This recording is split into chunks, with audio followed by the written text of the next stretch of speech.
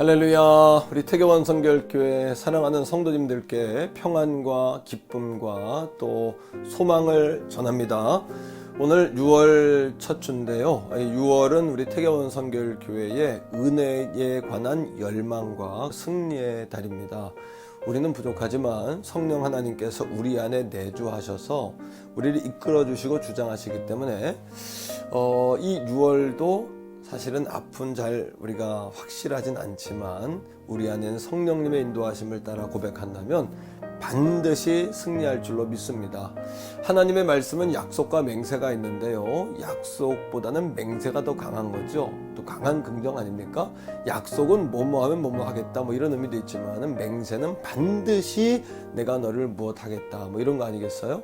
히브리서 6장 13절부터 15절에 보니까 하나님께서 자신의 이름을 걸고 맹세하셨습니다. 확실히 그렇게 하시겠다는 거죠. 하나님이 하시면 하시는 거 아니겠습니까? 반드시 내가 너를 복주고 복주며 번성케 하고 번성케 하리라 이렇게 약속하셨거든요. 자, 6월 첫 주입니다. 이 셀 예배를 통해서 한 주간 승리하시기를 축복하고요. 돌아오는 주일에 우리 성전 예배로 다 함께 만나겠습니다. 찬송가 381장 나 캄캄한 밤 죄의 길에 헤매었으나 귀한 찬양 드리고 다시 만나겠습니다.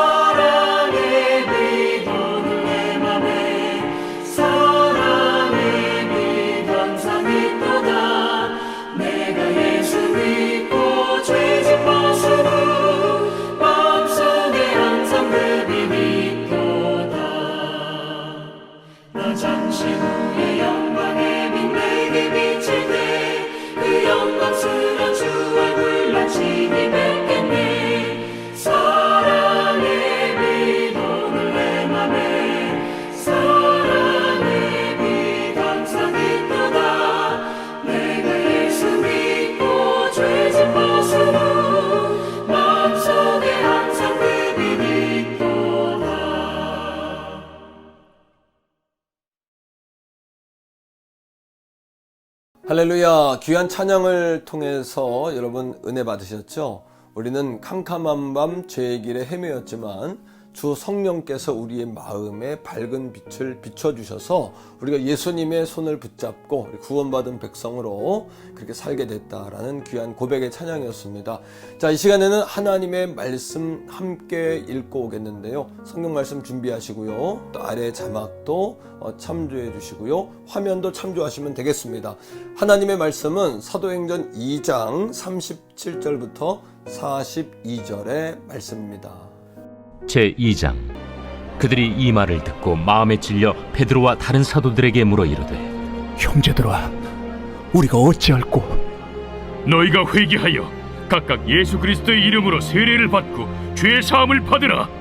그리하면 성령의 선물을 받으리니 이 약속은 너희와 너희의 자녀와 모든 먼 데 사람 곧 주 우리 하나님이 얼마든지 부르시는 자들에게 하신 것이라. 또 여러 말로 확증하며 권하여 너희가 이 패역한 세대에서 구원을 받으라. 그 말을 받은 사람들은 세례를 받으매 이날에 신도의 수가 3,000이나 더하더라. 그들이 사도의 가르침을 받아 서로 교제하고 떡을 떼며 오로지 기도하기를 힘쓰니라. 아멘. 예, 하나님 말씀 읽고 함께 다시 만났는데요. 자, 이 시간에는 하나님 말씀을 나누기 전에 잠깐 기도할게요. 사랑의 아버지 하나님 감사합니다. 6월 첫 주에 우리 셀 예배를 영상으로 함께 드립니다. 자동차 안에서 또는 출퇴근길에 가정에서 일상 가운데 귀한 영상을 통해 우리가 하나님을 예배하고 우리 주일의 말씀을 다시 한번 상고하고자 하오니 성령님 우리에게 조명해 주셔서 말씀 속에 있는 진리를 밝히 알게 하여 주옵소서. 예수님 이름으로 감사기도 드립니다. 아멘. 우리가 지난 이제 3주 동안에 성령님과 동행을 위한 안내서라는 이제 큰 제목으로 말씀을 나누고 있습니다. 첫 주는 성령님은 누구신가? 라는 주제였고요. 지난 주에는 성령이 부어질 때 이제 그런 주제였어요. 이번 주에는 말씀 속에서 우리가 어떻게 해야 성령을 받는가 이런 주제를 가지고 성령 받는 길이라는 제목으로 말씀을 나누려고 합니다. 자, 우리가 말씀을 나누기 전에 먼저 우리가 혼돈이 있어요. 뭐냐면 성령님을 이야기하다 보면 하나님, 예수님은 뭐냐 뭐 이렇게 물으시는 분들이 계시거든요.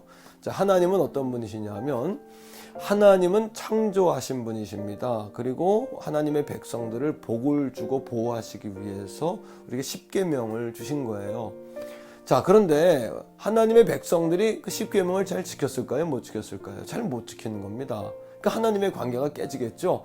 자, 그런 그들에게 하나님의 관계를 연결시키기 위해서 제사, 짐승의 피를 드리고 살을 태워서 드리는 제사를 우리에게 허락하셨죠. 자, 그런데 제사를 드릴 때는 죄책감에서 자유하게 되지만 또 반복적으로 그 죄를 짓는 겁니다. 우리 안에 죄성이 있기 때문이죠. 그래서 하나님은 구원을 계획하셨어요. 자, 하나님은 창조하시고 계획하시는 분입니다. 그 다음 성자 예수님은 어떤 분이실까요? 바로 하나님께서 계획하신 그 구원의 계획을 십자가 위에서 성취하신 분이에요. 그리고 부활하셔서 승리하셨죠. 자, 그러면 성령 하나님은 어떤 일을 하실까요? 성령 하나님은요, 우리 안에서 그 구원을 확신시켜 주시는 분입니다. 이걸 내적 증거다 이렇게 이야기하거든요. 참 귀한 이야기입니다. 중요한 이야기입니다. 자, 예수님의 제자들이 예수님과 3년 반 동행했잖아요. 그런데 결국 다 어떻게 됐습니까? 신앙적으로 실패했죠. 예수님께서 말씀하신 게 있습니다. 뭐냐 하면 내가 가는 게 유익이다. 그리고 너에게 또 다른 보혜사를 보내줄 거다. 이렇게 말씀하셨어요. 왜냐하면 성령 하나님은 우리에게 오셔서 하나님을 아버지로 믿도록 감동하시는 분이세요. 예수님의 구원의 계획을 믿도록 감동하시는 분이시란 말이죠. 자, 그러니까 성령은 받아도 되고 안 받아도 된다. 그것이 아니라 반드시 성령을 받아야 됩니다. 그것도 충만히 받아야 합니다. 자, 오늘 말씀 속에서 그러면 성령 받는 길에 관한 이야기를 나누려고 그래요. 첫째는 하나님이 약속하신 약속을 믿는 겁니다. 믿고 기다리는 거예요. 사도행전 1장 4절 5절에 보면은 예수님께서 부활하여 승천하실 때 500명의 성도가 있었습니다. 그 가운데에 그들에게 뭐라고 말씀하셨냐 하면 내가 하나님께서 약속하신 것을 너에게 보내줄 테니까 그 하나님이 보내주시는 것을 받을 때까지 기다려라. 몇 날이 못돼서 성령을 너희가 세례로 받을 것이다. 선물로 받을 것이다. 이렇게 약속하셨거든요. 자, 그런데 그 가운데에 500명 가운데에 몇 사람만 성령을 받았지요? 맞습니다. 약속을 믿고 기다렸던 120명만 받았어요. 380명은요 다 떠난 거죠. 오늘도 마찬가지입니다. 성령 받는 첫 번째 단추는요, 믿지 않으면 아무 일도 일어나지 않는다는 거예요. 약속을 믿고 기다려야 한다는 겁니다. 자, 두 번째입니다. 두 번째는 간절히 기도할 때 성령이 우리에게 기름을 부어주십니다. 자, 여러분 사도행전 1장 13절의 말씀 한번 보시면 좋겠는데요. 이 말씀 가운데 보니까 13, 14절에 마음을 같이해서 오로지 기도하기를 힘썼다 이렇게 이야기합니다. 자, 첫 번은 이겁니다. 기도를 하되 마음을 합해서 기도하셔야 돼요. 380명이 떠날 때도 혼자 떠났을까요? 옆에서 부추기는 사람이 있었습니다. 120명이 모였을 때도 각자 모인 걸까요? 아니요. 우리 기도하러 가자. 부추겼던 부모님도 계실 거고 친구도 계실 거고 아마 신앙의 선후배들도 있었겠죠. 마찬가지입니다. 오늘도 우리가 기도하되 서로를 격려하면서 기도의 불을 붙여야 된다는 이야기죠. 자, 두 번째는 간절히 기도해야 합니다. 간절하다는 건 무슨 뜻일까요? 여러분, 초대교회 120명의 성도들은요, 그 당시에 답이 없는 사람들이었어요. 예수님은 승천하셨죠. 예수 믿는다는 것 때문에 고립됐죠. 여러분, 예루살렘의 폭도들에게 죽을 수도 있는 상황입니다. 그러니까 어떻게 했습니까? 예루살렘에 빠져나와서 감람산에 있었던 마가의 다락방으로 숨어 들어간 거죠. 그리고 오직 그들이 믿을 수 있는 건 한 가지였어요. 뭡니까? 주님의 약속이에요. 약속하신 것을 기다려라. 성령을 받을 것이다. 성령이 오시면 너희가 권능을 받는다. 그러니까 그들의 갈망과 간구는요, 아마 집을 폭파시킬 만큼 간절한 갈망이었을 겁니다. 여러분, 엘리야 아시죠? 엘리야가 바알의 450명 또 아세라의 400명의 선지자들과 싸우지 않았습니까? 영적 대결을 할 때 비가 오지 않는 하늘을 바라보면서 누가 진짜 신이 증명하자 할 때 어떻게 했습니까? 무릎 사이에 얼굴을 넣고 기도했다는 거죠. 그게 무슨 뜻일까요? 간절히 정말 전심을 다해서 기도했다는 거죠. 그런 간절함, 토미 테니의 여러분 고백처럼 하나님은 우리의 간절함을 마침내는 찾아내시고야 만다 라는 말씀을 기억하셔야 돼요. 역대하 16장 9절에 여호와의 눈은 온 땅을 두루 감찰하사 전심으로 자기를 원하는 자기를 향하는 자들에게 능력을 부으신다고 했습니다. 오늘도 우리가 간절할 때 하나님이 우리를 찾아내시는 거죠. 세 번째는 말씀을 들을 때 성령이 임했습니다. 여러분, 사도행전 2장 37절 말씀에 보면 그들이 베드로의 이야기를 들을 때 어찌할꼬 라고 자신들의 현실을 바라보면서 탄식하는 모습이 나오죠. 그런데 그거 아십니까? 탄식했던 그들이요, 한 달 반 전에 예수님을 십자가에 못 박았던 그들이에요. 어떻게 그런 사람들이 그 말씀을 듣고 주와 그리스도가 된 예수를 너희가 죽였다, 이 말씀에 여러분 찔림을 받았을까요? 바로 성령의 역사죠. 요한복음 16장 13절에 있는 것처럼 진리의 성령이라고 말씀하시는 성령은 말씀을 조명합니다. 말씀은 예수를 드러냅니다. 예수님은 우리를 하나님께로 인도하는 겁니다. 두 번째는 이런 겁니다. 성령의 임재를 준비하면서 말씀을 들으셔야 합니다. 자, 사도행전 10장은요, 고넬료의 가정에 성령이 임한 그 사건을 기록하고 있어요. 그런데 이 사건은 좀 다릅니다. 어떻게 다르냐 하면 준비된 기름 부음이었던 거예요. 자, 사도행전 10장 2절에 보니까 고넬료를 설명할 때 그는 경건하다, 날마다 하나님께 기도하는 자였다, 이렇게 이야기합니다. 고넬료는 로마 사람이거든요. 가이사에게 충성을 맹세한 사람이거든요. 이방 사람이거든요. 그러니까 기독교를 잘 모릅니다. 예수도 모릅니다. 그런데 어떻게 예수님을 믿게 된 거예요? 하나님을 믿게 된 거예요. 그리고 그 날마다 하나님께 기도합니다. 뭐라고 기도했을까요? 인도해 주세요. 가르쳐 주세요. 내 생각과 달라도 내가 순종하겠습니다. 내게 가르쳐 줄 사람을 보내주세요. 이런 갈망을 고넬료가 가지고 있었던 거죠. 자, 그런데 준비된 하나님의 사람, 그가 베드로가 와서 하나님의 말씀을 전하니까 사도행전 10장 44절에 뭐라고 이야기합니까? 말씀을 들을 때 성령이 임하더라. 그러니까 오늘도 사랑하는 성도 여러분, 말씀을 들을 때 성령이 임하기를 준비하세요. 기다리십시오. 네 번째입니다. 내 자아를 십자가에 못 박을 때 성령이 임합니다. 여러분 38절 2장 38절 말씀 가운데 보면은 여러분 베드로가 그 유대인들에게 이렇게 이야기합니다. 너희가 회개하고 세례를 받으라. 그러면 죄사함을 받을 텐데 죄사함을 받으면 너희가 성령을 받을 것이다. 이렇게 이야기해요. 그럼 우리도 그런 질문을 합니다. 목사님, 우리도 세례 다 받았습니다. 자, 그런데 생각해 보세요. 한 달 만에 예수를 죽인 사람들입니다. 그것을 반성한다는 거예요. 쉬운 일이 아닙니다. 이건요. 세례란 뭡니까? 과거의 자신들의 삶을 부정한다는 거예요. 유대인들 구약 사상에 꽉 들어차서 예수를 인정하지 않습니다. 메시아를 인정하지 않습니다. 그것이 잘못됐다고 시인하는 거예요. 이게 쉬운 일일까요? 그리고 또 뭐예요? 자신들은 다시 태어났다. 예수가 나의 주가 되고 난 다시 태어났다. 이게 바로 세례입니다. 세례의 의미입니다. 마지막은 모든 사람들 앞에서 내가 그리스도를 믿게 되었다라고 선포하는 것이 세례입니다. 쉬운 일이 아니죠. 여러분, 바로 나도 십자가에 죽을 수 있다라는 그런 각오, 결단이 그 세례 가운데는 담겨져 있는 거죠. 예수님이 십자가에 못 박히신 시간이 있습니다. 바로 오전 3시예요. 우리 시간으로 오전 9시죠. 성령님이 임하신 시간 아십니까, 여러분? 성령께서 언제 임하셨다라고 생각하세요? 사도행전 2장 15절에 보니까 이렇게 이야기합니다. 3시경에 이렇게 이야기해요. 3시에 예수님 십자가에 못 박히신 시간도 3시, 오순절 성령이 임하신 시간도 대략 3시입니다. 무엇을 이야기할까요? 우리가 십자가에 못 박히고 비워진 그릇이 될 때 성령이 임한다는 거죠.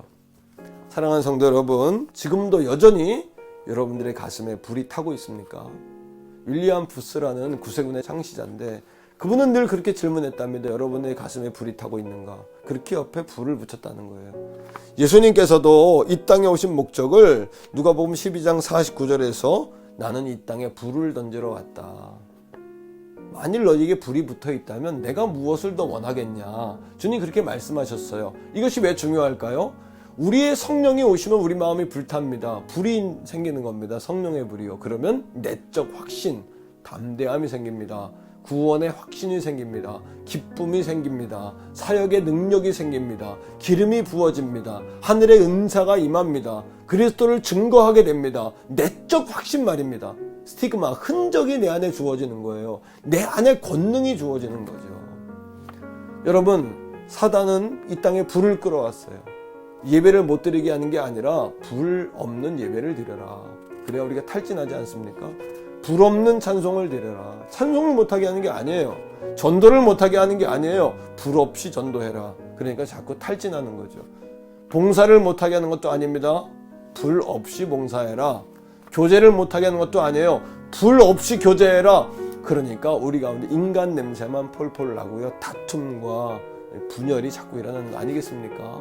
성령의 불이 임할 때 그리스도의 성품이 생기고요. 성령의 열매가 맺혀지는 거죠.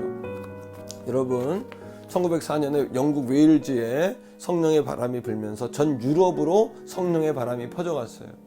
그때 독일은 이 성령의 바람을 거부했습니다. 교회들마다 성령에 대해서 말하지 못하게 하고 부흥을 거부했거든요. 그 결과 성령의 불이 꺼지고요. 기도의 불이 꺼지고요. 교회마다 다 여러분 잠자는 교회가 됐어요.